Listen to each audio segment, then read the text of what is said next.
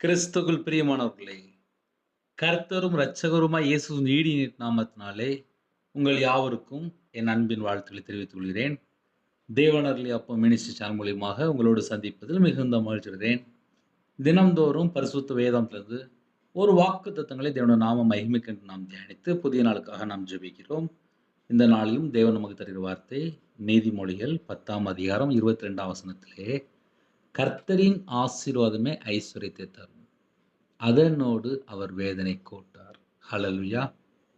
கிறிஸ்துவுக்குள் பிரியமானவர்களே, நம்ம குடும்பத்தை கர்த்தர் ஆசீர்வதிக்கும் போது ஐஸ்வர்யம் எல்லாம் வீட்டுக்குள்ள வந்துடும். அதனோடு அவர் வேதனை கூட்டார். எந்தெந்த குடும்பத்திலே இணைந்திருக்கிறீங்களோ, நம்ம ஒரு சின்ன ஜெபம் பண்ணணும். எப்படி தெரியுமா? என் குடும்பத்தை கர்த்தர் ஆசீர்வதிங்கப்பா, என் பிள்ளைகளை ஆசீர்வதிங்கப்பா, என் வியாபாரத்தை ஆசீர்வதிங்கப்பா, என் கணவரை ஆசீர்வதிங்கப்பா.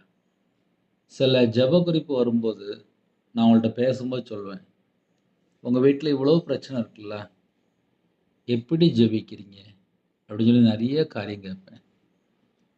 சில ஐடியாவும் கொடுப்பேன். ஆவிக்குரிய வாழ்க்கையில் ஒரு குடும்பம் எப்படி முன்னேறுன்னு சொல்லி பார்க்கும்போது ஜெபம் ஜெபம் ஜெபம் ஜெபம். தேவனுடைய சமூகத்தில் காத்திருந்து என் குடும்பத்தை ஆசீர்வதிங்கப்பா, என் பிள்ளைகளை ஆசீர்வதிங்க, என் கணவரை ஆசீர்வதிங்க. இன்னுமாக பரிசுத்தவான்களை பெயர் சொல்லி ஜெபிங்க, பரிசுத்தவான்கள் ஆசீர்வதிங்கப்பா. ஜெபத்திலே காத்திருந்து தேவனுடைய பாதப்பிள்ளை காத்திருந்து ஜெபிக்கும் போது கண்டிப்பா குடும்பத்தை ஆசீர்வதிப்பார். ஆனா கர்த்தர் நம்ம குடும்பத்தை ஆசீர்வதிக்கணும்.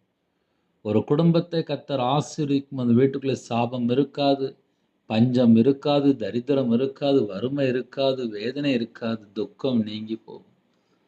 அப்ப நம்ம குடும்பத்தை தேவன் ஆசீர்வதிக்கணும். இன்னைக்குள்ள வாக்குத்தத்தம் என்ன தெரியுமா? கர்த்தரின் ஆசீர்வாதமே ஐஸ்வர்யத்தை தரும். கர்த்தர் ஒரு குடும்பத்தை ஆசீர்வதிக்கும் போது ஐஸ்வர்யமும் சேர்ந்து தருகிறார். எல்லா கிஃப்ட் வீட்டுக்குள்ள வந்துடும். சகல விதமான கிஃப்ட் வீட்டுக்குள்ள வந்துடும். ஒரு குடும்பத்தில் ஏன் தட்டுப்பாடு, ஏன் பிரச்சனை, ஏன் போராட்டம் சொல்லி பார்க்கும்போது கர்த்தரை விட்டு தள்ளி வாழ்ந்துட்டு இருப்பாங்க. வீட்டுக்குள்ள ஒருமனப்பட்ட ஆவி இருக்காது. நிறைய பாவ வாழ்க்கையில வாழ்ந்துட்டு இருப்பாங்க. 24 மணி நேரம் வாழ்க்கையை தேவனோட சமூகத்தில் அர்ப்பணிப்போம். என் குடும்பத்தை ஆசீர்வதிங்கப்பா, நான் கர்த்தருக்கு பிரியமானபடி வாழ்றதுக்கு அர்ப்பணிக்கிறேன், உண்மையா வாழ அர்ப்பணிக்கிறேன், தேவனுக்கு பிரியமானபடி அநீதியான காரியங்களை வெறுத்து நீதியை பின்பற்றேன், பரிசுத்தமாக வாழ்கிற உங்களுடைய கட்டளைக்கு கீழ்ப்படுகிற உங்களுடைய கற்பனை கைக்கொள்ளும் சொல்லி நம்ம அர்ப்பணிக்கும் போது நம்ம குடும்பத்தை கண்டிப்பாக ஆசீர்வதிப்பார். புதிய நாளுக்காக ஜெபிப்போமா? கண்களை மூடி நாம் ஜெபம் செய்வோம்.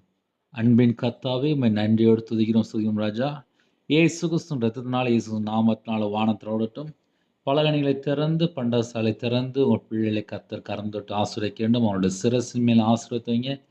அப்பத்தின் தண்ணீர் ஆசீர்வதிங்க. சகல குடும்பமும் கர்த்தராகிய இயேசு நாமத்தினால் ஆசீர்வதிக்கப்படட்டும். உம்முடைய கிருபையால் நிரப்புங்க, உம்முடைய பிரசன்னத்தால் மூடுங்க, உம்முடைய வல்லமையால் நிரப்புங்க. ஜெப அபிஷேகம் தாங்க, தியானிக்கிற அபிஷேகம் தாங்க. உம்முடைய இரத்த கோட்டைகளை வேலடைத்து மூடி மறைத்து கர்த்தர் பாதத்துவங்க. பிதா குமாரன் பரிசுத்த நாமத்தினாலே எல்லா குடும்பமும் ஆசீர்வதிக்கப்படட்டும். எந்த குடும்பத்திலே தாழ்த்தினாலோ அந்த குடும்பத்தினுடைய குறைகள் குற்றங்கள் எல்லாவற்றையும் மன்னித்து கர்த்தர் ஆசீர்வதிங்க. கர்த்தருடைய நாமம் மட்டுமே விட்டும் இந்த நாளின் சகல காத்திலும் கர்த்தர் கூட இருந்து பலனிலை திறந்து ஆசீர்வதிங்க. உங்க நாமம் மகிமைப்படட்டும். உம்முடைய கரத்திலே ஒவ்வொரு குடும்பத்தையும் அர்ப்பணிக்கிறோம். கர்த்தர் பொறுப்படுதுங்க.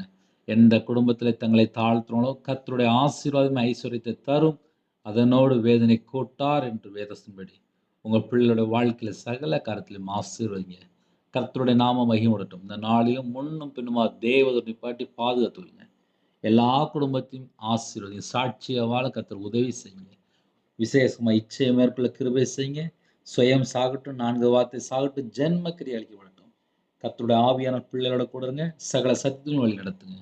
உங்க நாமம் மகிமைப்படட்டும். ஆவிக்குரிய 9 கனிகளினாலும் ஆவிக்குரிய 9 வரனாலும் உங்க பிள்ளை நிரப்பி ஆசீர்வதிங்க. எல்லா குடும்பத்தையும் கர்த்தர் பொறுப்படுத்துங்க. துதி கன மகிமை எல்லாம் கர்த்தராகிய இயேசு கிறிஸ்து ராஜா ஒருவருக்கே செலுத்தினோம். இயேசு கிறிஸ்துவின் சொல்லும் பிதாவே, ஆமென். தேவனுக்கே மகிமை உண்டாதாக. கர்த்தர் தாமே உங்களையும் உங்கள் குடும்பத்தையும் சகல காரியத்திலும் சம்பூர்ண திருப்தியாக கர்த்தர் கூட ஆசீர்வதிப்பாராக. ஆமென். God bless you.